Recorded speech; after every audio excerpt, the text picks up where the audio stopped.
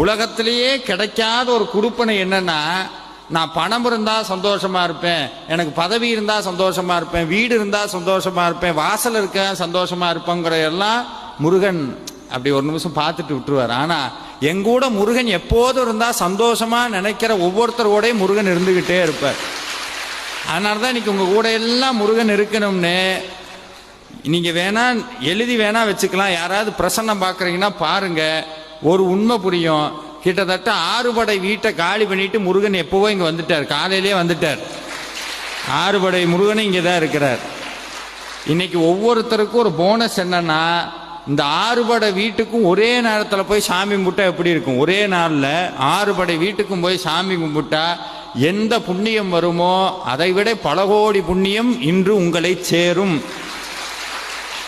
இன்று உங்களை சேரும். இது எல்லாம் அனுபவ உண்மை. இது எல்லாமே